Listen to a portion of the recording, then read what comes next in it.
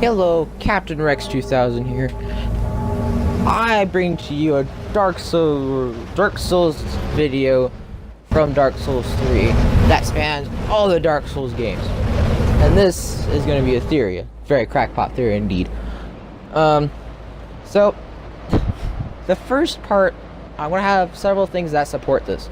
First part that supports this theory, and this theory is that each game is an individual timeline. The first one is there's going to be 4 points: Ornstein, Gwendolyn, Havel, and Smog.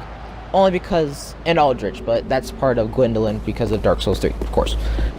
Anyways, so let's start off with Ornstein, who is currently the captain of the Four Knights of Gwyn. In base game, we kill him and we take his soul, as well as Smog. But we end up finding out by reading the armor's description that he did not die, quote unquote die. He lived and left to go find Nameless King, and essentially this is where, after we fight the boss, we find his armor. So after you defeat the Nameless King, you find his armor, and then that's that part.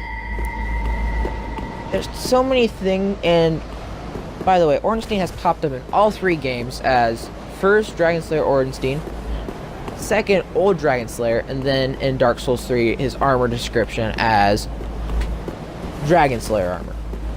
In base game, like I said, we kill him. We kill him in a very broken version of Lothric. I mean, not Lothric, but New Londor, the City of the Gods. Or, not really, just for Dark Souls 3. Anyways, we find his armor in Archdragon Peak near the boss fight. He's supposedly dead. They could have manufactured different armor. There's so many things that can bring this whole entire theory down on its knees.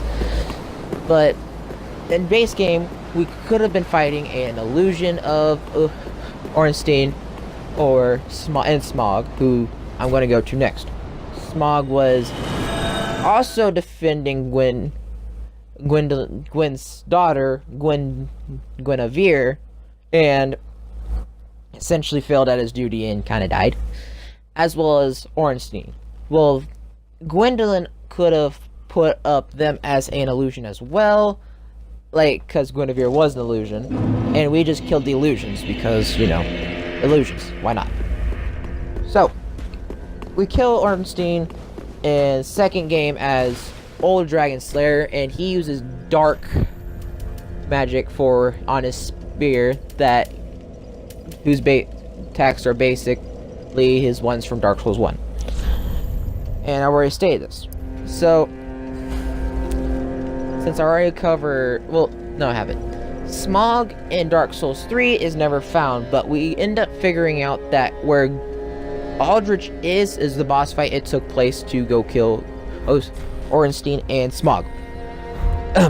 So you then realize that Aldrich has a base type of Nito and has his top, which is Gwendolyn, Master of Illusion, and is also using a spear version of Nito's sword.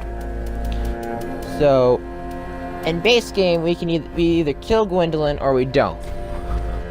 So if you kill him, he disappears like he's an illusion. So that kind of backs up that theory that he's probably an illusion, but he also couldn't have been an illusion and teleported somewhere else. So Smog, Aldrich, and Ornstein are covered, but you also have Havel, or the Havel armor specifically, because each Havel is basically a duplicate of another. So you have the armor, the club, his chest armor, his head, his arms, so forth. They're all the same thing. That's in all games, but this is also brought down by the fact that they're all games and we don't know which one specifically is Havel. But he is also summonable by the summoners in Archdragon Peak. We also learned that Yorshka is apparently a daughter of Gwyn, which not necessarily is true, but it could be. I highly doubt it.